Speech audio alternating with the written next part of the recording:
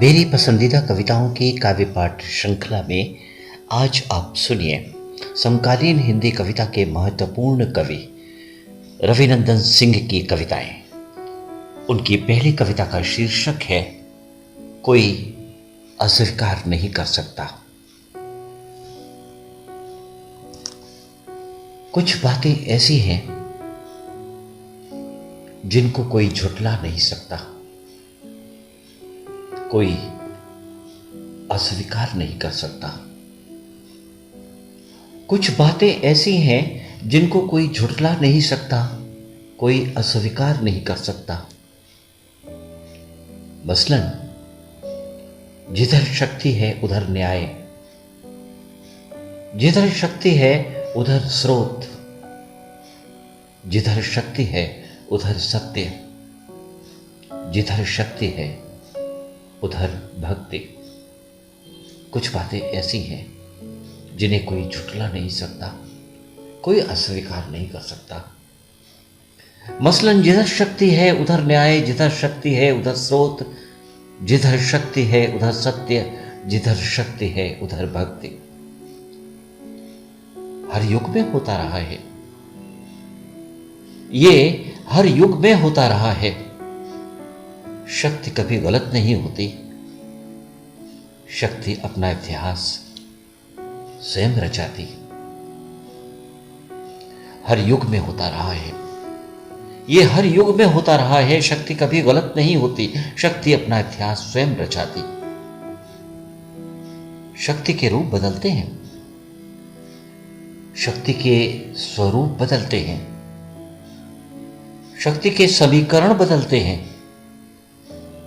शक्ति अपना काम करती रहती है।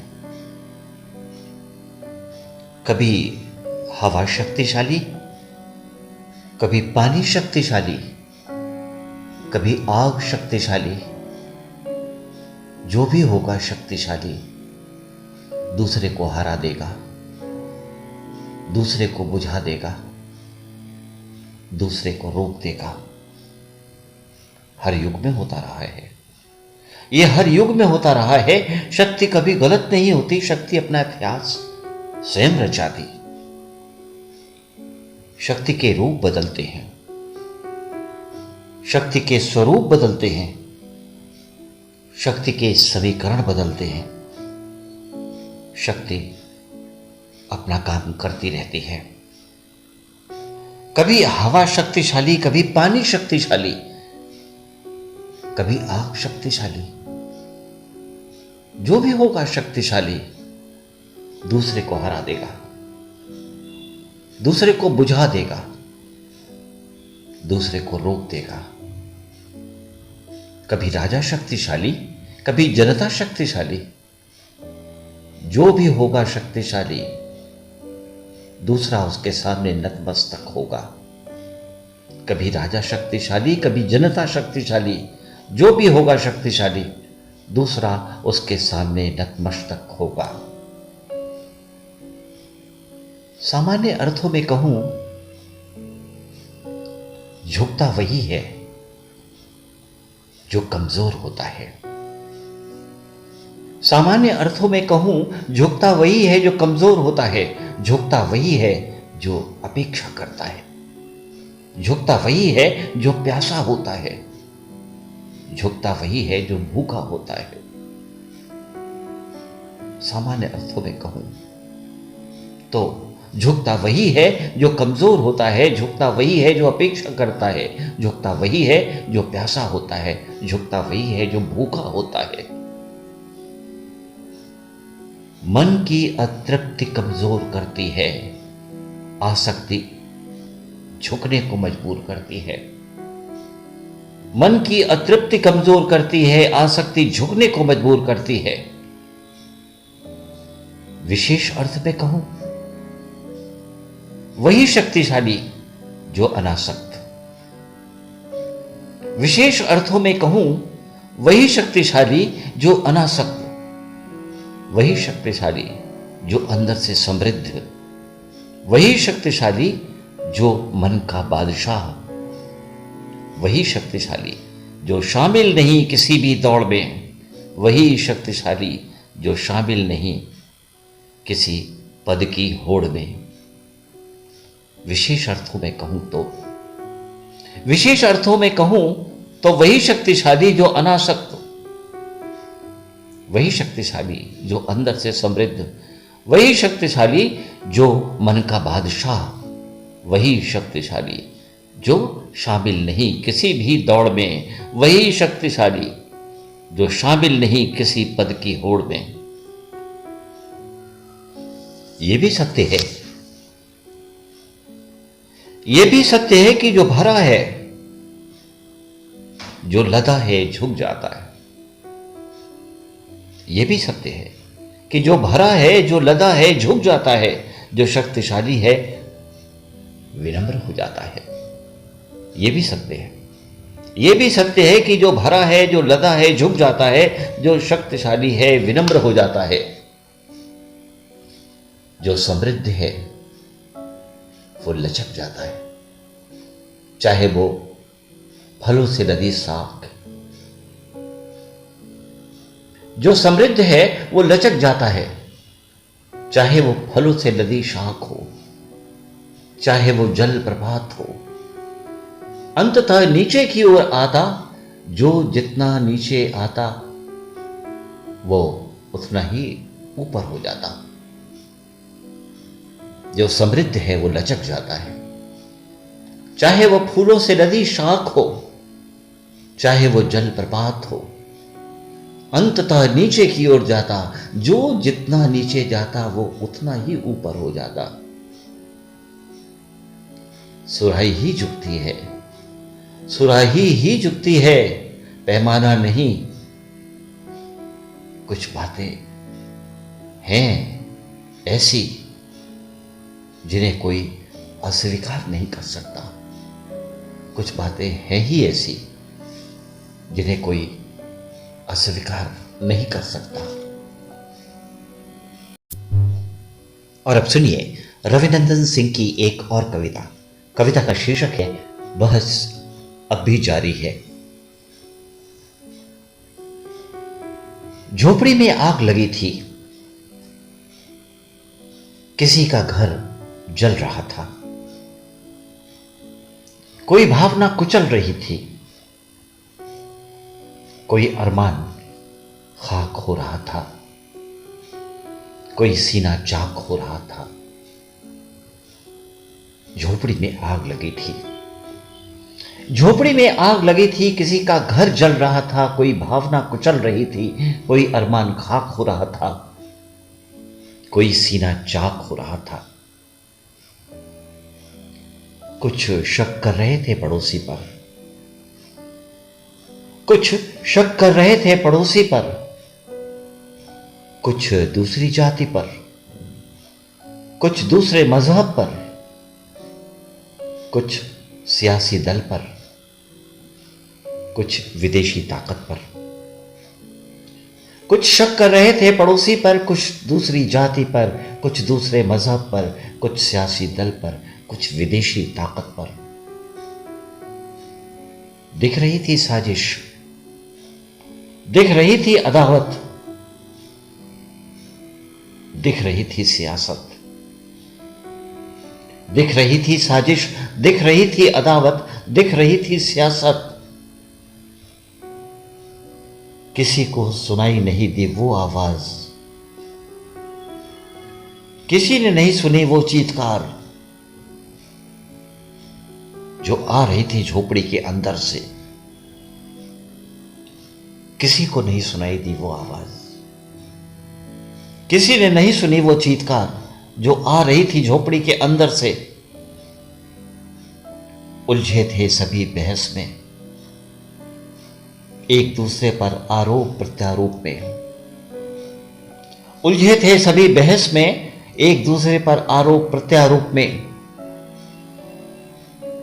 धीरे धीरे आवाज खामोश हो रही थी, झोपड़ी धू धू कर जल रही थी। धीरे धीरे आवाज खामोश हो रही थी। कोई नहीं आया बुझाने, कोई नहीं आया बुझाने। कोई नहीं आया बचाने, कोई नहीं आया बुझाने, कोई नहीं आया बचाने। जलकर खाक हो गई झोपड़ी, खाक हो गया किसी का घर। वहां थी जली हुई लाशें, खामोश हो चुकी आवाजें। जलकर खाक हो गई झोपड़ी, खाक हो गया किसी का घर।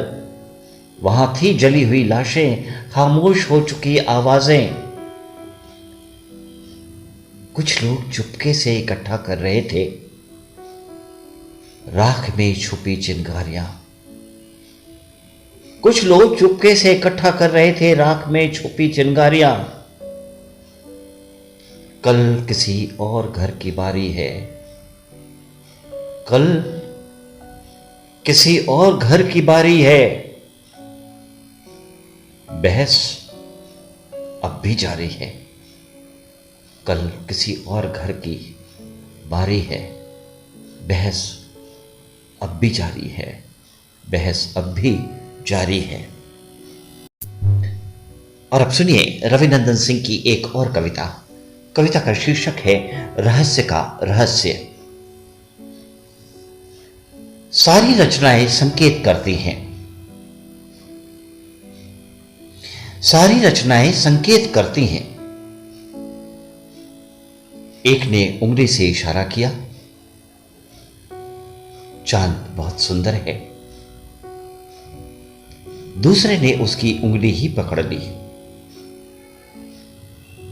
एक ने उंगली से इशारा किया, चांद बहुत सुंदर है।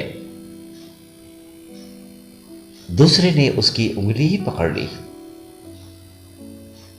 धीरे धीरे सबने उंगलियों को पकड़ लिया।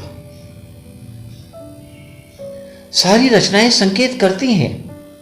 एक ने उंगली से इशारा किया, चांद बहुत सुंदर है। दूसरे ने उसकी उंगली ही पकड़ ली। धीरे धीरे सबने उंगलियों को पकड़ लिया। सबने संकेतों को पकड़ लिया। किसी ने गीता को, किसी ने कुरान को, किसी ने बाइबल को पकड़ लिया।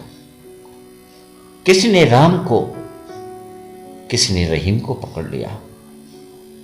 सबने संकेतों को पकड़ लिया। किसी ने गीता को, किसी ने कुरान को, किसी ने बाइबल को पकड़ लिया। किसी ने राम को, किसी ने रहीम को पकड़ लिया। सारे प्रतीक कैद होते चले गए मुट्ठियों में। सारे प्रतीक कैद होते चले गए मुट्ठियों में। पंडित, पुरोहित, पादरी सभी ने बांध ली हैं मुट्ठियां। सारे प्रतीक कैद होते गए मुट्ठियों में। पंडित, पुरोहित, पादरी सभी ने बांध ली हैं मुट्ठियां। सारी दुनिया परेशान है। आखिर इन मुट्ठियों में क्या है? सारी दुनिया परेशान है, आखिर इन मुट्ठियों में क्या है? सारे संकेत मुट्ठियों में कैद होकर रह गए, रहस्य बन गए। सारे संकेत मुट्ठियों में कैद होकर रह गए, रहस्य बन गए। आदमी आज भी तलाश कर रहा है रहस्य का रहस्य। आदमी आज भी तलाश कर रहा है रहस्य का रहस्य। सारी रचनाएं संकेत करती हैं, सारी रचनाएं संकेत करती हैं। और अब सुनिए रविनंदन की एक और कविता। कविता का शीर्षक है फिर भी जिंदा रहेगा आदमी। आजादी के बाद बहुत कुछ हुआ, कुछ बड़ा हुआ, कुछ सिकुड़ता गया, कुछ हंसने का कारण बना, कुछ रोने का सबब बना। आजादी के बाद बहुत कुछ हुआ, कुछ बड़ा हुआ, कुछ सिकुड़ता गया, कुछ हंसने का कारण बना, कुछ रोने का सबब बना। बड़े और छोटे होने के क्रम में, हंसने और रोने के सिलसिले में दुनिया आगे बढ़ती रही। बड़े और छोटे होने के क्रम में हंसने और रोने के सिलसिले में दुनिया आगे बढ़ती रही। हम सभ्य से सभ्यतर होते गए, विकसित होते गए बाहर से, छोटे होते गए अंदर से।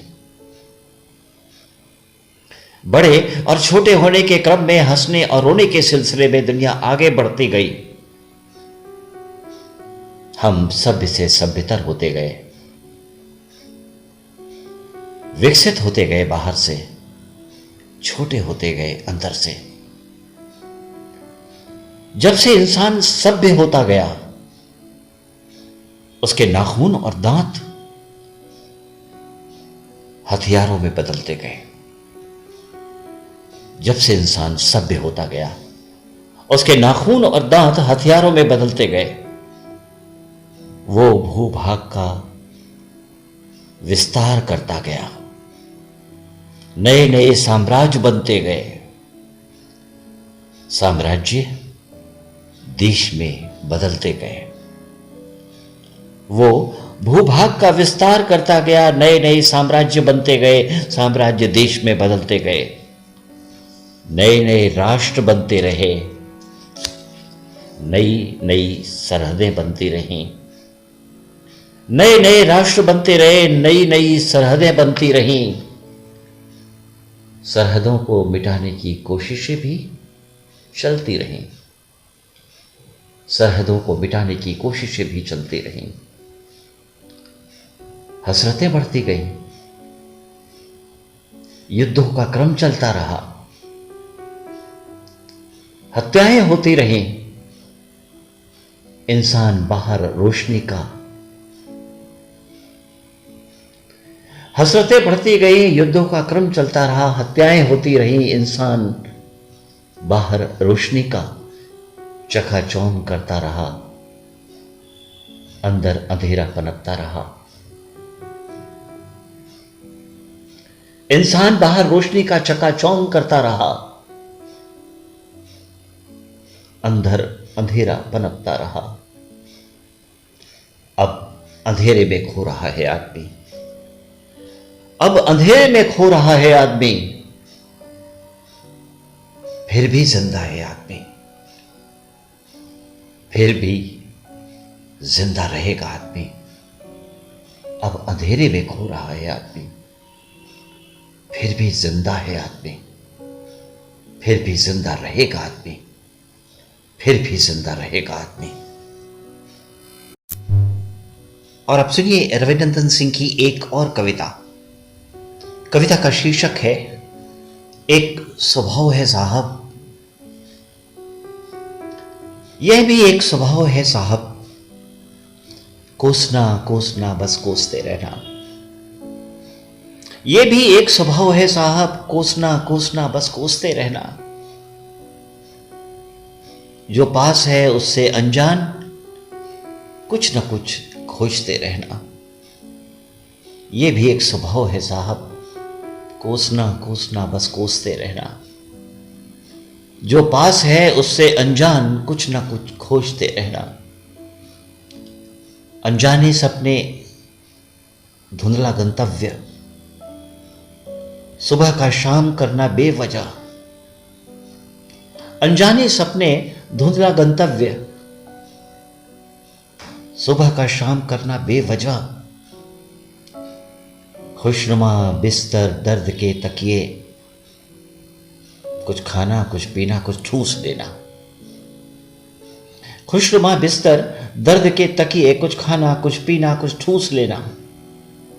समाज धर्म राजनीति सब पर अपने चश्मे का रंग भरना, यह भी एक स्वभाव है साहब। अनजाने सपने, धुंधला गंतव्य, सुबह का शाम करना बेवजह। खुशनुमा बिस्तर, दर्द के तकिए, कुछ खाना कुछ पीना कुछ ठूस लेना। समाज धर्म राजनीति सब पर अपने चश्मे का रंग भरना, यह भी एक स्वभाव है साहब। कोसना कोसना बस कोसते रहना। जो पास है उससे अनजान, कुछ न कुछ खोजते रहना। एक मस्जिद पर बैठे कौवे की तरह खुद को मौलवी मान लेना, एक मस्जिद पर बैठे कौवे की तरह खुद को मौलवी मान लेना, टीका जनेऊ 4 मंत्र पढ़कर खुद को महापंडित समझ लेना, ये भी एक स्वभाव है साहब, ये भी एक स्वभाव है साहब। एक मस्जिद पर बैठे कौवे की तरह खुद को मौलवी मान लेना, टीका जनेऊ 4 मंत्र पढ़कर खुद को महापंडित समझ लेना, ये भी एक स्वभाव है साहब। तांगे में जुते घोड़े की तरह सीधा देखना, तांगे में जुते घोड़े की तरह सीधा देखना, दाएं बाएं से बेखबर अपनी दुनिया में मस्त रहना, यह भी एक स्वभाव है साहब। अपनी दुनिया में मस्त रहना, यह भी एक स्वभाव है साहब। आंखें खुद को नहीं देखती मगर दूसरों को देखती हैं, सुनती हैं।